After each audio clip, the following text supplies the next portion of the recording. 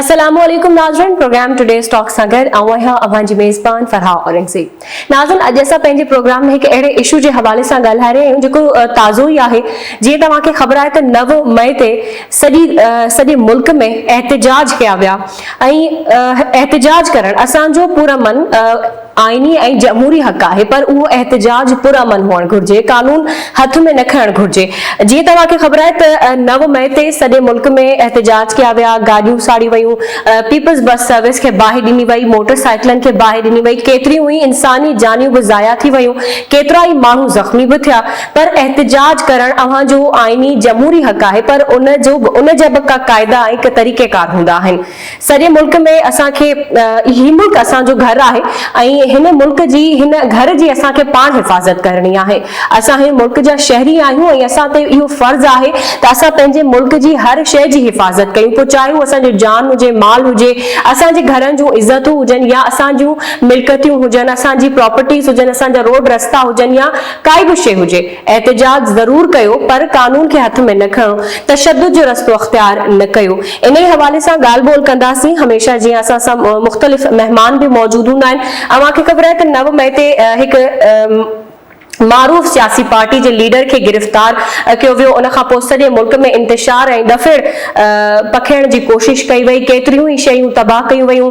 हिन वक़्तु अव्हांखे ॿुधाईंदी हलां त जिना हाउस लाहौर में अव्हांखे ख़बर आहे त उनखे साड़ियो वियो। ज़ाहिर उहा हिकु असांजो सियासी ऐं असासो आहे।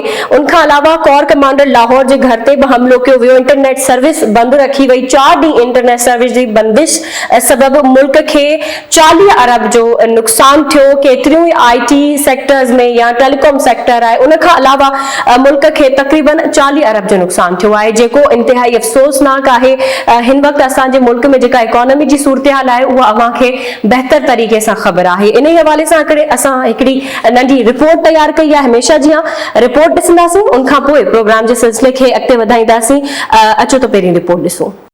मसइलनि जे हल लाइ एहतिजाज करणु हर शहरी जो जमहूरी हक़ आहे, पर एहतिजाज जमहूरी ऐं कानून जे पटांदड़ हुजे। असांजे समाज में अॼुकल्ह एहतिजाज जो मक़सद शहर बंदि कराइण, ट्रांसपोर्ट खे रोकण, ज़िंदगी जो कार वहिंवार मुतासिर करणु आहे। अहिड़े एहतिजाज सबबि न रुगो माली नुक़सान थिए थो, पर ख़ुदा जी मख़लूक खे बि तकलीफ़ बर्दाश्त करणी पवे थी। एहतिजाज जो तरीक़ेकार अहिड़ो हुजणु घुर्जे जंहिं सां कंहिंजो बि नुक़सान न थिए ऐं कंहिंखे तकलीफ़ न पहुचे। एहतिजाज जो मक़सद अॻियनि खे आगाही ॾियणु हूंदो आहे या यादि कराइणु हूंदो आहे त हिन तरफ़ ध्यानु ॾिनो वञे ऐं इंसाफ़ फराहम कयो वञे। एहतिजाज दौरान माण्हुनि ते तशद्दुद करणु, सरकारी या ख़ानगी मिल्कियतुनि खे नुक़सान पहुचाइणु गैर इंसानी ऐं गैर इख़लाक़ी अमल आहे। एहतिजाज पुरअमन हूंदो आहे ऐं पुरअमन एहतिजाज जमहूरी समाज अंदरि हर शख़्स जो हक़ आहे, पर एहतिजाज जी आड़ में मिल्कियतुनि खे नुक़सान पहुचाइणु, गोलियूं वसाइणु, माण्हू ज़ख़्मी करणु ऐं मारणु वहशियाणोपन आहे, जंहिंजी जेतिरी बि मज़म्मत कजे घटि आहे। ताज़ो ई 9 मई ते जेको एहतिजाज जो तरीक़ो नज़र आयो, उहो कतई तौर ते एहतिजाज न पर तशद्दुद हुयो ऐं उन एहतिजाज जो मक़सद सरकारी ऐं ख़ानगी मिल्कियतुनि खे नुक़सान पहुचाइणु हो। लाहौर में मुश्तल माण्हुनि कोर कमांडर हाउस ऐं पेशावर में रेडियो पाकिस्तान तोड़े ॿियनि सरकारी तोड़े ख़ानगी मिल्कियतुनि खे नुक़सान पहुचायो। मियांवाली में एयरबेस ते हमिलो करे भारत ते हमिलो कंदड़ जहाज खे बाहि ॾेई साड़ियो वियो। ट्रैफिक जो निज़ाम डावाडोल कयो वियो ऐं माण्हुनि खे परेशान कयो वियो।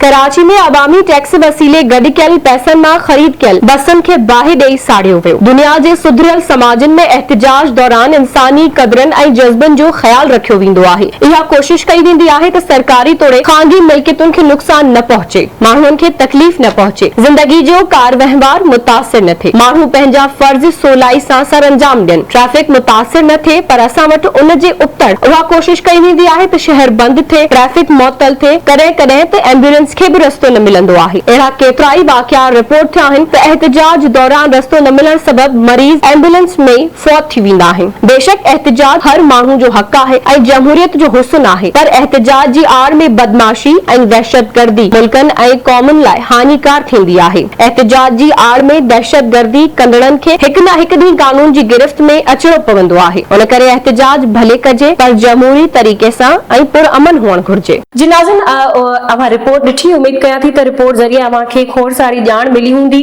जीअं तव्हांखे ख़बर आहे त ॿियनि मुल्कनि में बि एहतिजाज थींदा रहिया आहिनि। ऐं मां तव्हांखे ॿुधायां त तारीख़ में 132 मुल्क आहिनि जिन में एहतिजाज जी रिवायत क़ाइमु थी आहे ऐं 3 महीननि खां वधीक जो अरसो माण्हू एहतिजाज कंदे गुज़ारिया आहिनि।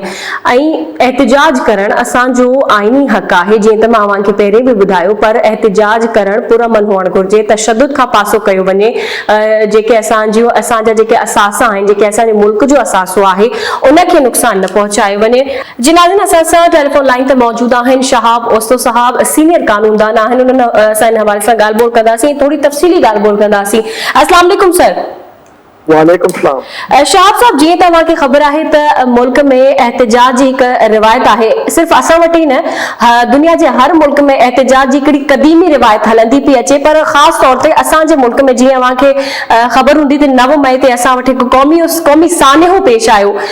माण्हुनि पुरतशद्दुद एहतिजाज कयो आहे, केतिरियूं इंसानी जानियूं बि ज़ाया थियूं, केतिरा ई माण्हू ज़ख़्मी बि थिया ऐं केतिरो ई असांजे जेके मुल्क खे असासे खे नुक़सान पहुचायो वियो। अव्हां कीअं था ॾिसो इन सॼी सूरत-हाल खे?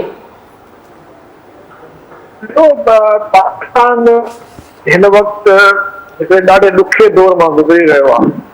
पाकिस्तान में सियासी दौर न आहे, हिन सां गॾोगॾु तमामु ख़तरनाक क़िस्म जो इक़्तिसादी बहरान बि हली रहियो आहे ऐं लखनि करोड़नि जी तइदाद में माण्हू जेके आहिनि उहे ग़ुरबत जो शिकार आहिनि ऐं इंतिहाई ॾुखी ज़िंदगी गुज़ारे रहिया आहिनि।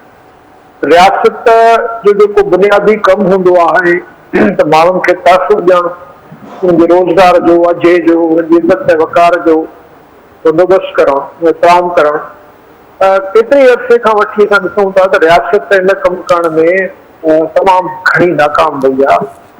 ऐं माण्हुनि में हिकिड़ो गुस्सो बि आहे ऐं माण्हुनि में हिकिड़ी नाउमीदी बि आहे। ऐं इन सां गॾोगॾु जेको अहिड़नि हालतुनि में जेका लीडरशिप हूंदी आहे, पॉलिटिकल लीडरशिप हूंदी आहे, जेका हिकिड़ी उमेद पैदा कंदी आहे, जंहिंमें माण्हुनि जो वैसाउ हूंदो आहे, जंहिंमें माण्हुनि जी ताक़त हूंदी आहे, माण्हू हुनजे कॾे लॻण लाइ तयारु हूंदा आहिनि, सम्झंदा आहिनि त इहा लीडरशिप असांखे मसइलनि खां कंहिं न कंहिं तरीक़े सां कढंदी, असांजी ज़िंदगी बहितर कंदी। अनफॉर्चुनेटली इहो हिकिड़ो अलमियो आहे त असांजी जेका मौजूदा लीडरशिप आहे या इंतिहाई मौक़ापरस्ती जो शिकार आहे, महमजोई जो शिकार आहे, या पंहिंजे ज़ाती ऐं पंहिंजे सियासी मुफ़ादनि ते जे लाइ जेको सभु कुझु करण लाइ तयारु आहे। अवामी फलाह ऐं इज्तिमाही जेको मुफ़ाद आहे उनजे लाइ न त हुन वटि को प्रोग्राम आहे, न हुन वटि का संजीदगी या का सिंसियरिटी आहे जंहिंसां हू निकिरे। तव्हां ॾिसो त माण्हुनि में हिकिड़ो ख़ौफ़ आहे ऐं उन सां गॾोगॾु हिकिड़ो गुस्सो आहे। हे जेको हिन वक़्तु तव्हां जेको प्रोसेस ॾिसो था, इमरान ख़ान खे इन ॻाल्हि जो अहसासु आहे, हुनखे ख़बर आहे, पाण प्राइम मिनिस्टर बि रहियो आहे ऐं केतिरनि ई सालनि खां वठी सियासी लीडर रहियो आहे, उहो माण्हुनि में उथे वेहे थो, ॾिसे थो। हुनखे ख़बर आहे त हिन वक़्तु मुल्क में माण्हुनि में गुस्सो आहे, तमामु घणो गुस्सो आहे ऐं लखनि करोड़नि जी तइदाद।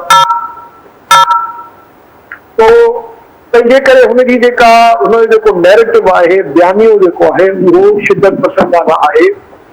उहो ॼाणे थो त जॾहिं मां अहिड़े क़िस्म जी ॻाल्हि कंदुमि रियासत जे ख़िलाफ़, इस्टेब्लिशमेंट जे ख़िलाफ़, रियासत जे ख़िलाफ़ त न पर इस्टेब्लिशमेंट जे ख़िलाफ़ ऐं जेको मौजूदा हुकूमत आहे उनखे हुन हिकिड़ो हदफ़ बणायो आहे ऐं माण्हुनि खे हुन इहो ॿुधाइण में कंहिं किथे कामयाबु वियो आहे त तव्हांजे मसइलनि जो जेको सबबु आहे उहो इहे ऐं शरीफ़ ऐं 40 सालनि खां 50 साल खां हुकूमत कई आहे, रूल कयो आहे, इहे तव्हांजा ज़िमेदार।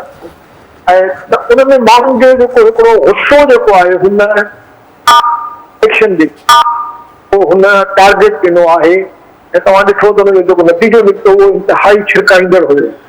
माण्हुनि में ख़ौफ़ बिल्कुलु ख़तमु थी वियो, माण्हू निकिता ऐं माण्हुनि पंहिंजे पूरो गुस्से जो इज़हार कयो। मां सम्झां थो त हे जेको सिलसिलो तव्हां ॾिसो था हुन में ॿई शयूं शामिल आहिनि। इमरान ख़ान जा जो इश्ताल अंगेज़ जेको बयानियो आहे ऐं इन सां गॾोगॾु जेको इज्तिमाही तौर ते जेका मारूज़ी हालत आहे, जेको सियासी ऐं समाजी ऐं जेके मुआशी हिन वक़्तु जेके बहिरान गॾिजी पिया आहिनि, इन्हनि ॿिन्ही जो इहो नतीजो आहे। सो ॿिए तरफ़ मां इहो बि ज़रूरु चवंदुसि त इहा मूंखे बि हैरानी थी जॾहिं इहे माण्हू निकिरनि पिया ऐं हाणे जेको असांखे हुकूमत या उन्हनि जा जेके मुख़्तलिफ़ जेके एजेंसीज़ आहिनि ॿुधाइनि थियूं त इहो सॼो जेको हिकिड़ो मरतबो तय ठहियो ऐं इन्हनि तनसीबात ते या इन्हनि हसास जॻहियुनि ते हमलनि करण जा जेके पूरा जेके प्रोग्राम पिया ठहनि, उन्हनि जी उन्हनि खे ख़बर हुई। ऐं छाकाणि त जॾहिं उहो टेलीफोन ते जेके हिक ॿिए सां जेके वीडियो ऑडियो जेके लीक्स थिया आहिनि उन मां ख़बर पवे थी त हो इन सॼे प्लानिंग में काफ़ी माण्हू शामिल रहिया आहिनि। शाह साहब, ब्रेक जो वक़्तु थी वियो आहे, असां वटि ब्रेक वठूं था। ब्रेक खां पोइ हितां ई अव्हांजी ॻाल्हि ॿोल खे अॻिते वधाईंदासीं। नाज़रीन, प्रोग्राम में वक़्तु थियो आहे ब्रेक जो। ब्रेक खां पोइ प्रोग्राम जे सिलसिले खे अॻिते वधाईंदासीं।